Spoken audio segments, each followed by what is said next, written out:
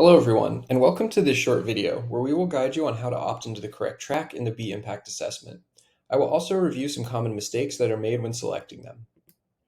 If you're just beginning your B Corp journey and haven't watched our video on getting started with the B Impact Assessment, we recommend you watch that one first and then come back to this video. Your B Impact Assessment will be tailored to your business based on the market, sector, and size which you select when creating your account. We commonly refer to these as track drivers. It is important to fill out these initial fields as accurately as possible, as this information will determine which version of the assessment is most appropriate for your company. There are more than 80 assessment tracks to account for differences across companies. For example, companies on the zero worker track do not have a worker section in their assessment. Opting into the correct track from the start will help ensure that your company's score is reflective of your specific impacts, and will also prevent delays during the review process. B-Lab has three market categories: developed, developed global, and emerging markets. The market is not determined by where the business is headquartered or incorporated, but rather by where the majority of employees are located. The way to indicate this in your assessment is to make sure that the address entered in the Company Details tab reflects where the majority of employees are located. When you select the wrong market, you will likely need to go back through your assessment again, and your application may need to be assigned to another global partner entirely. There are 5 sector categories. The first is the agriculture sector. This track is applicable for companies that harvest soil-based crops, raw materials, or source a majority of inputs directly from farms. The second is the manufacturing sector. This is applicable for companies that take direct control over or transform input materials. B-Lab defines this industry as companies who themselves are involved in the production and sale of 10% or more of the products they sell in terms of revenue. The third is the wholesale retail sector, which is intended for companies that do not have their own production but do take responsibility for the product they sell within a supply chain.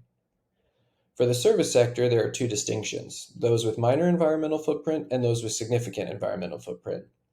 Please note, if your company has a low footprint, your service is not physical in nature and does not require a physical location to deliver the service, such as a consulting or accounting firm.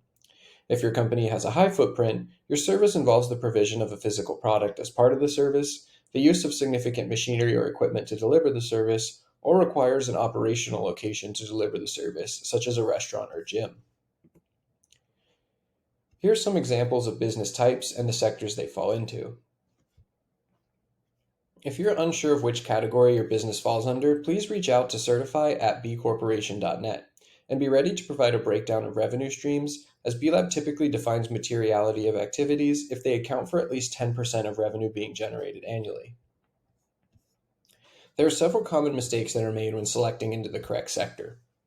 First, the agriculture grower track is for soil-based agriculture only, or for those who source a majority of inputs directly from soil-based growers.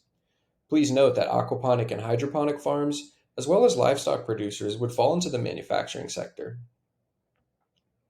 B-Lab's definition of the manufacturing sector is different from the industry norm and has a much lower threshold than most companies expect. If your company is transforming any sort of input material from raw material to simply repackaging products, you would fall into this category as long as that process accounts for at least 10% of the company's revenue. Lastly, the wholesale retail track is only for companies that take ownership of the physical product somewhere in the supply chain. Companies who do not take ownership over the products at any stage in the supply chain would better fit into one of the service sectors. The last track driver is size, which represents the number of workers you have working for your company calculated on a full-time equivalent basis, which is the sum of the total amount of work conducted by your workforce as if it was all conducted by full-time employees. This allows for a comparable and standardized way to understand the overall scope of a company's operations. A good rule of thumb is if they are not on payroll, they likely should not be included. However, if you do not have any workers on payroll, please select the zero worker track.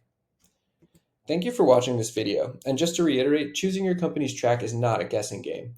If you're unsure of which track driver your company should opt into, please reach out to B-Lab US and Canada at certify@bcorporation.net, and best of luck on your journey to certification.